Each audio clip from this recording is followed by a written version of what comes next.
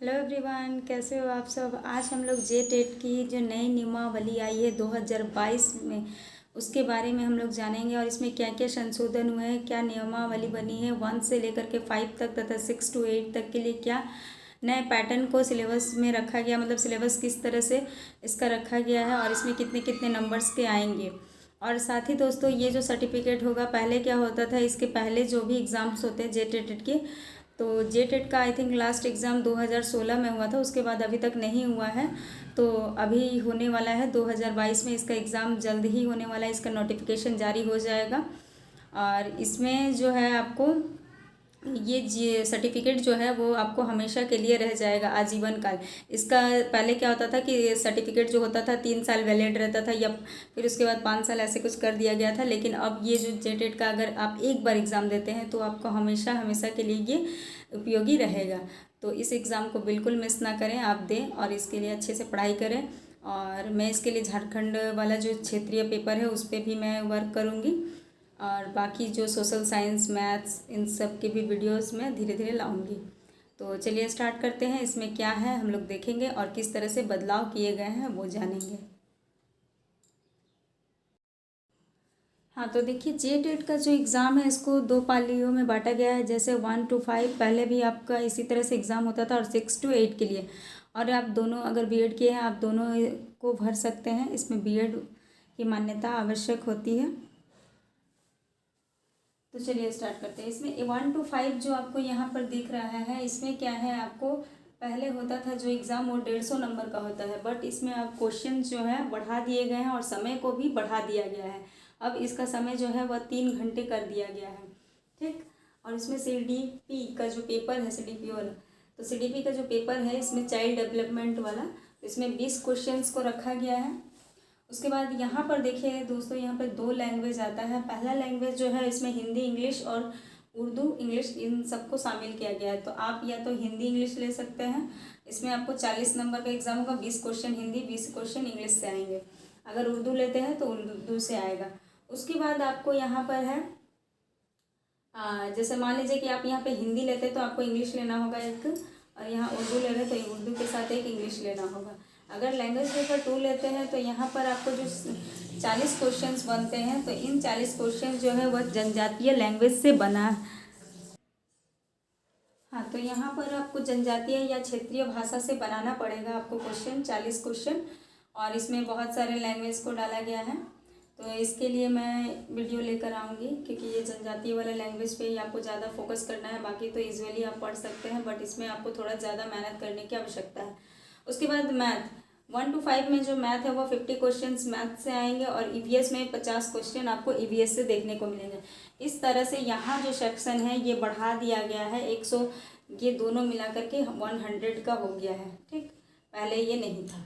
तो इस तरह से यहाँ पर आप देख रहे हैं कि 200 क्वेश्चंस आ गए हैं। और इसमें जो दोस्तों आप लोगों को सेक्शन वाइज, मतलब हर सेक्शन में आपको कट ऑफ निकालना ज़रूरी है, ठीक। जैसे मान लीजिए कि आप ये सीडीपी का जो क्वेश्चन है 20 है, तो इसमें आपको जनरल को 16 लाना होगा। इस तरह से पैटर्न इसका बना हुआ है कि आपको हर मतलब सब्जेक्ट में, हर इसमें सेक्शन में आपको क्या करना है, अपना कट ऑफ को निकालना है। उसी तरह से यहाँ पर आप देखिए कि जनरल पूरे का कट ऑफ अगर बात करें तो यहाँ पे पूरे का जो कट ऑफ है वह जनरल का 120 आना चाहिए, ओबीसी का 110 और एसटी एससी का 100। इस तरह से अगर 60% अगर आप निकालते हैं 200 में,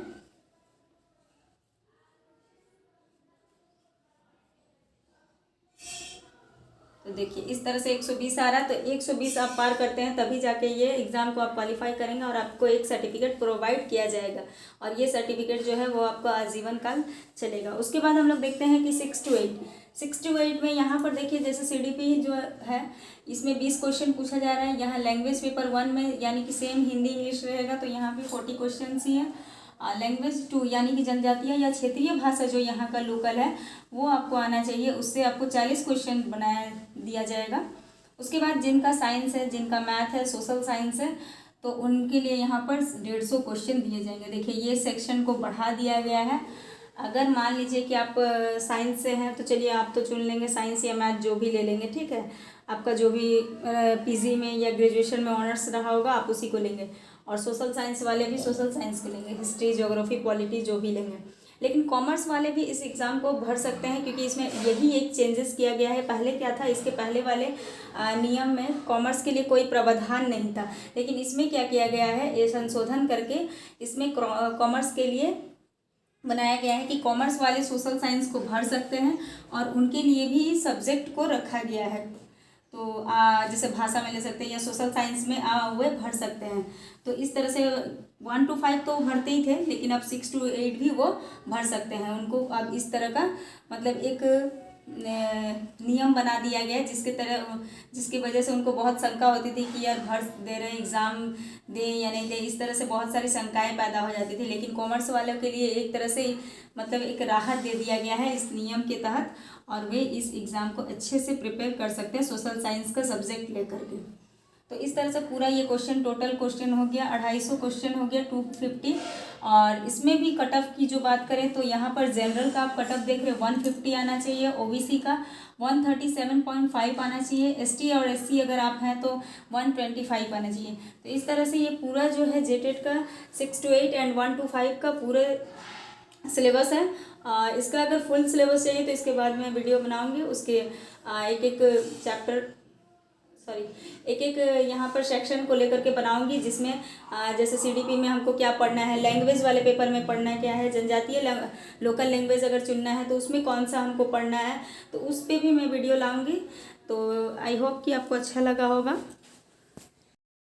हाँ, तो दोस्तों देखा कि आपने जेटेट में किस तरह से संशोधन किए गए हैं और कॉमर्स वालों को कितनी अच्छे से राहत दी गई है, क्योंकि पहले उनको बहुत डाउट होता था यार हम क्या पढ़े क्या नहीं पढ़े। तो इनमें कॉमर्स के लिए एक अच्छा संशोधन करके नियम को बनाया गया है। तो कॉमर्स वाले बेझिझक होकर इस फॉर्म को भरें, क्योंकि एक बार आपका ये फॉर्म भरा गया और एग्ज़ाम हो गया तो आपको एक सर्टिफिकेट प्रोवाइड कर दिया जाएगा और ये हमेशा आपको लाइफ टाइम चलेगा।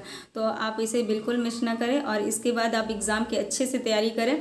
और ये अगर जनरल है तो उसके लिए कट ऑफ मैंने बता ही दिया है कि जनरल का कितना कट ऑफ है, ओबीसी का कितना है, एसटी एससी अगर है तो उनके लिए कितना कट ऑफ है, और बाकी जो भी आते हैं उनका भी लगभग इसी तरह से सेम कट ऑफ ही जाएगा।